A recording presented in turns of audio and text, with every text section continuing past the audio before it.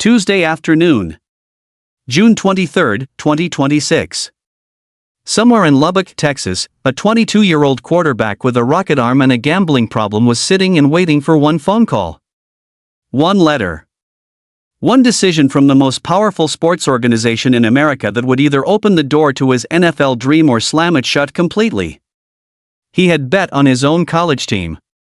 He had wagered $90,000 across thousands of bets on sports while he was a student athlete. He had tried the courts. He had tried the NCAA. He had tried everything. And his last shot, his absolute last option before facing a year with no professional football and a loaded 2027 draft class standing between him and everything he wanted, was the NFL Supplemental Draft. And the NFL looked at Brendan Sorsby's file, looked at his application, looked at the 40 wagers he placed on his own Indiana team while wearing their jersey, and said no. Not just no. A no so complete, so official, so final that they published the rejection letter before they even sent it to his attorney. And 300 miles north, in a building in Berea, Ohio, a second-year quarterback who had already survived everything the NFL could throw at him just got the clearest path to his starting job he has had since draft night 2025. Subscribe right now if you are not already here, because this channel is where the real story lives. Hit that button and let's get into it. To fully appreciate what just happened for Shedeur Sanders, you need to understand who Brendan Sorsby is, what he did, and why his name was being mentioned in the same sentence as the Cleveland Browns quarterback situation in the first place. Because this is not a simple story. It is a story about a genuinely talented football player, a serious integrity problem, a league decision that even its own critics are calling a power move, and a domino effect that lands directly in Shedeur Sanders' lap. Brendan Sorsby is a quarterback. Before everything fell apart, he was one of the most talked about quarterback prospects heading into the 2027 NFL Draft. He transferred to Texas Tech from Cincinnati in January 2026. He had a rocket arm. Analysts were putting him in their early mock drafts as high as the 12th overall pick, some had him in the top 10. He was the kind of player that NFL teams daydream about: a big arm, good athleticism, and film that made scouts lean forward in their chairs. And then the gambling scandal broke. Sorsby admitted, and this is important, he admitted to betting on sports thousands of times. More than $90,000 in total wagers. And among those bets were 40 separate wagers on Indiana football games. His own team. The team he played for. The team whose outcome he could directly influence as a starting quarterback. That is not a casual fan putting a few dollars on a game he is watching from his couch. That is a player betting on competitions in which he was a direct participant. The integrity violation is not a technicality. It is exactly the kind of behavior that every professional sports league has treated as the most serious possible threat to the credibility of the game since the Black Sox scandal of 1919. Sorsby tried to fight the consequences. He went to court to get a temporary injunction that would allow him to play at Texas Tech in 2026 despite the NCAA declaring him ineligible. He got the injunction. For a brief moment, it looked like he might play his way into the 2027 draft with a huge season and let teams decide whether his talent outweighed his baggage. But then the Big 12 Conference filed in federal court to stop it. They argued that allowing Sorsby to play would undermine the integrity of their competition. And rather than continue fighting on that front, Sorsby made a decision. He dropped the lawsuit, withdrew from Texas Tech, and declared for the NFL Supplemental Draft. His logic was clear: skip college entirely, get into the NFL now, start earning money, start playing. The Supplemental Draft was his escape hatch. And the NFL shut it down. The league announced on Tuesday afternoon, June 23, that it would not hold a 2026 Supplemental Draft. The decision was confirmed by Adam Schefter, Ian Rappaport, and Tom Pelissero simultaneously, every major NFL insider dropping it at the same moment, which tells you the league wanted this news out fast and everywhere. The NFL's general counsel, Lawrence Farazani, sent a formal letter to Sorsby's team. The letter was obtained by NFL Network's Tom Pelissero and published before it was even delivered to Sorsby's attorney, a detail that tells you exactly how the league wanted this handled. They wanted the world to see the rejection before the players' camp could spin it. The letter was precise and deliberate. It said, and I want you to hear every word, your petition, filed 3 business days before the deadline, without any supporting information or documentation, and only after abandoning your recent litigation efforts to avoid NCAA sanctions, does not provide a basis for the league to alter those plans. And then the most important line, your petition does not demonstrate accountability for your conduct or indicate whether, or how, you would adhere to the league's rules and policies governing the integrity of competition. Integrity of competition. That phrase is the heartbeat of this entire decision. The NFL has suspended players for gambling violations before. Calvin Ridley missed an entire season after wagering on NFL games while he was on injured reserve away from his team, not in a position to influence outcomes, just a bored player making bad decisions from home. Ridley got 1 year. The NFL's position on Sorsby is harder than that, because Sorsby bet on his own team while he was actively playing for them. That is a qualitatively different violation. That is the kind of thing that shakes the foundation of every fan's belief that what they are watching is real. And so the NFL said no. No supplemental draft. Not this year. Sorsby will not enter the NFL until the 2027 draft if he is deemed eligible by that point, which itself is not guaranteed. His attorney Jeffrey Kessler immediately announced plans to challenge the decision, claiming it violates the collective bargaining agreement. He said Sorsby had been told by the league that only a basic application was required, that no additional documentation was needed, and that the rejection letter was sent to the media before it was delivered to his client, which Kessler called a fundamental violation of process. Those legal challenges may or may not go anywhere. But as of right now, on June 24, 2026, Brendan Sorsby is not entering the NFL this year. The door is closed. The path is gone. And that decision, made in a league office in New York, changed something real in Berea, Ohio. Let's go back 2 weeks and trace exactly how Sorsby's name became connected to the Cleveland Browns quarterback situation in the first place. Because the connection was never confirmed, never official, never announced, but it was real enough that it created genuine anxiety among Browns fans and genuine uncertainty about Shedeur Sanders' future with the team. It started with Andrew Berry.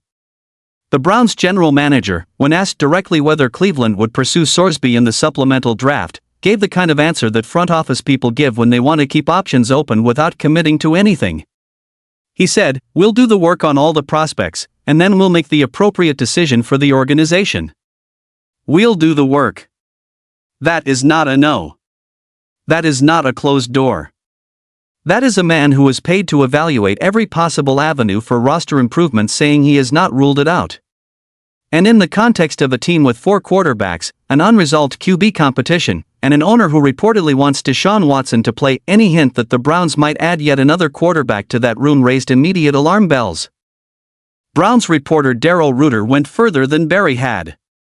He said on 92.3 The Fan that he was convinced Berry was going to put in a bid for Sorsby. He said there was a scenario in which Shedeur Sanders is not a Cleveland Brown, and he gets traded. He said the Sorsby acquisition and the Shaduer trade were connected, that one would lead to the other. And when Reuter's comments were stacked on top of Tony Rizzo's ongoing calls about the availability of Shedeur Sanders from the day before, the narrative built fast and ugly. Browns fans who had watched this franchise burn 42 quarterbacks in 27 years were suddenly looking at a scenario in which the team added a gambling scandal quarterback to replace the kid who had spent the spring mastering the offense. But here is what makes this story so rich. The head coach of the Cleveland Browns had already told everyone what he thought about the Sorsby idea before the supplemental draft was canceled, before the league's letter, before any of the chaos of this week. Todd Monken went on record on June 1, 3 weeks before all of this exploded, and said, with complete clarity, "I don't think we're in a position to want to go down that road. That's my opinion. I like the quarterbacks that we have. I think that's a slippery slope when you go down that, irrespective of talent." In terms of the situation he's put himself in, we all know what that is. He put himself in that situation. And we've seen in other sports with players that have been banned for life from playing in professional sports. Banned for life. Monken invoked Pete Rose. He invoked Shoeless Joe Jackson. He invoked the most extreme consequences for gambling violations in sports history, not as a direct comparison to Sorsby, but as a reminder of what happens to the credibility of competition when gambling integrity is compromised. And his position was unambiguous: he did not want Brendan Sorsby in his quarterback room regardless of the talent. The head coach did not want him. The head coach liked his quarterbacks. The head coach was building something in Berea, and he did not want a gambling scandal sitting in the middle of his offense. Now the NFL has agreed with Monken, not because they consulted him, but because their own institutional reasons for declining the supplemental draft aligned with exactly what he had been saying for 3 weeks. The league cited game integrity. Monken cited game integrity. The outcome was the same: Brendan Sorsby is not coming to Cleveland. He is not coming anywhere in the NFL in 2026. And what that means for Shedeur Sanders is layered in ways that go deeper than simply one less competitor removed from the room. First, it means the quarterback room stays as it is. Watson, Sanders, Gabriel, Green. 4 quarterbacks. The same 4 who have been competing since spring. No new wildcard.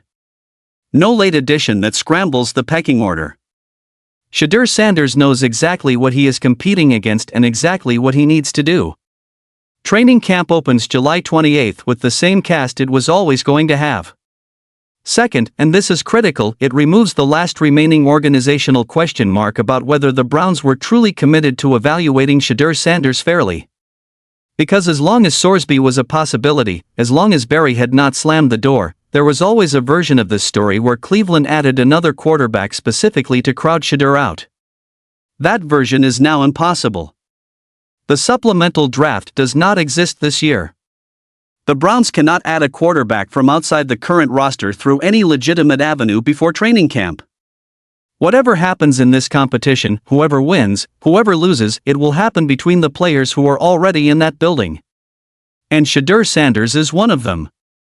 Third, the 2027 draft picture just got significantly more complicated, and that complication actually helps Shadeur's immediate standing.